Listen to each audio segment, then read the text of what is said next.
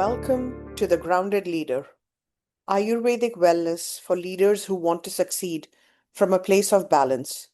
A podcast where ancient practices meet ambitious goals to help you operate with strength, clarity, and grounded intention. I'm your host, Sweta Vikram, an Ayurvedic doctor, trauma informed yoga teacher, award winning author, mindfulness coach, corporate wellness speaker, adjunct professor, and a lifelong student of what it really means to lead with clarity, purpose, and peace.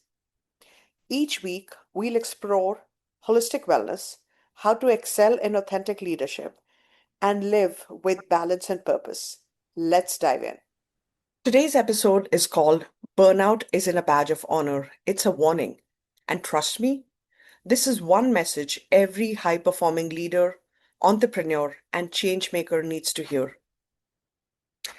Let's be honest here, burnout isn't the flex you think it is. Somewhere along the way, we were taught that exhaustion is a rite of passage, that the more you suffer for your work, the more committed, capable, and worthy you are. But here's the truth from both modern science as well as Ayurveda. Burnout is not a badge, it's a warning. It's like a check engine light on your dashboard. You can keep driving with it on, but eventually the car breaks down. And ignoring burnout doesn't make you strong, it makes you fragile. As someone who juggles multiple roles, professor, Ayurvedic doctor, yoga teacher, grief coach, author, speaker, writer, business owner, and I was also a caregiver at a point, I've danced with burnout more than once. And what I've learned, both from personal experience and from working with clients, is that burnout doesn't always come with flashing lights. Sometimes it's a slow erosion, a whisper in the background, a steady disconnection from joy, energy, and presence. In Ayurveda, we always ask, what's the root cause?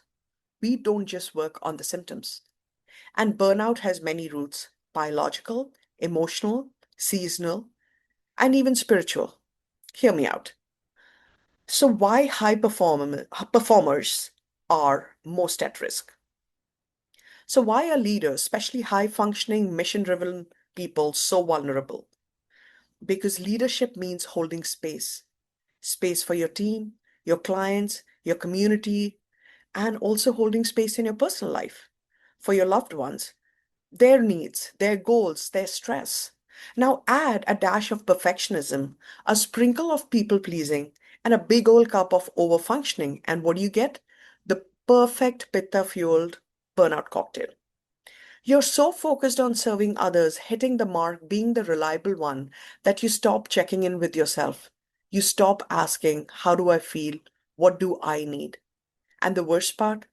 High performers are often disconnected from their bodies. They miss the early signs. In Ayurveda, we call this prajnaparadha, the crimes against wisdom or the mistake of the intellect. It's when you ignore what your mind and body and spirit are telling you because you're chasing external success. So let's talk about how burnout shows up by Ayurvedic dosha. Maybe let's zoom in a little. Burnout isn't one size fits all. Depending on your dominant dosha and the imbalances, it shows up differently. A Vata burnout, this is what it looks like. You're anxious, overwhelmed, can't shut your mind, your thoughts are scattered, you just can't sleep, you feel ungrounded and forgetful, like you're moving fast but going nowhere. Pitta burnout, you're irritable, snapping at your team or yourself. There's digestive issues, acid reflux, or rashes might show up. You push harder when you know that you need to slow down. Everything feels like a fire that needs putting out. That sounds really familiar to me. Kapha burnout. You feel sluggish, heavy. You can't get motivated. You crave comfort food. There's brain fog. Your usual spark is nowhere to be found. Pause for a moment and ask yourself, which one sounds like me right now? Because when we name it, we can begin to shift it. The blind spots that we miss. So here's the tricky part: burnout doesn't arrive with sirens and red flags, it whispers. Like skipping lunch becomes your default. You stop doing the things that light you up. You sleep, but you wake up tired. Your creativity is MIA. You start resenting the work you once felt passionate about. And because you're still producing, you think it's fine. But what you're producing is becoming more and more unsustainable. These are the early signs, the body's gentle nudges before it slams the brakes. What Ayurveda recommends? So, what can we do? Ayurveda doesn't offer a band aid, it offers a realignment, a path back to center.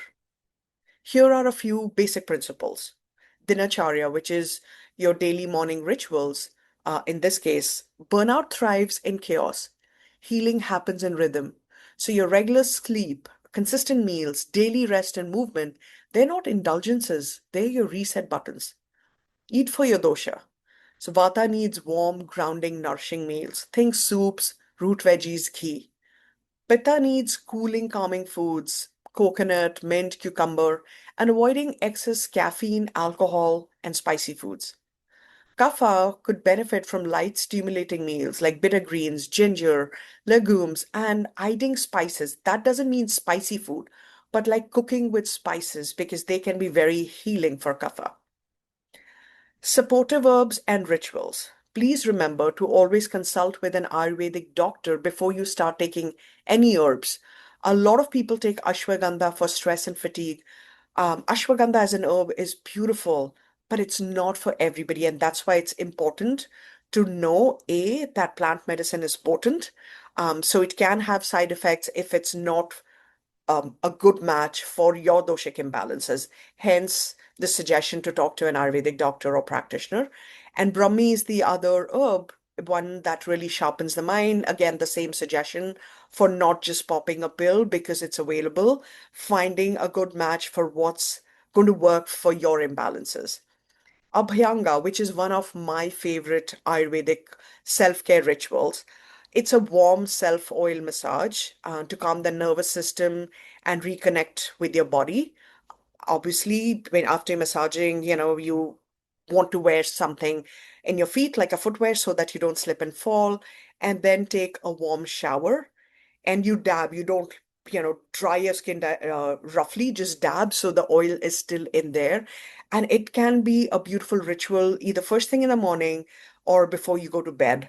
But I would keep like at least 90 minutes between abhyanga and dinner. So if you're doing it after dinner, give it at least 90 minutes. The other thing is stillness as strategy. Meditation, journaling, breath work. These aren't luxury retreats, they're acts of rebellion in a world that tells you rest is laziness. Stillness makes space for wisdom to land. Leadership reimagine. Let's end with this. Real leaders, or real leadership rather, is not about endurance. It's about awareness, alignment, compassion towards others, but also towards yourself. Burnout clouds your judgment. It isolates you. It makes you reactive rather than intentional. But Ayurveda returns you to yourself. It helps you listen again. So you can lead not just with results, but with clarity, resilience, and soul. So, friends, before we wrap, I want to leave you with one simple truth. You don't have to crash to deserve rest. If anything in today's episode resonated with you, take one small action. Go for a walk, but without your phone. Sleep 30 minutes earlier tonight. Schedule that pause or even that vacation that you've been postponing. Eat your meals without multitasking. Listen to your body before it has to shout. If this episode spoke to your soul, share it with a friend or colleague who needs to hear it. And don't forget to subscribe, leave a review, or connect with me on Instagram at Sweta Vikram, my first and last name. That's my handle. Until next time, stay grounded, stay wise, and remember, you're allowed to rest.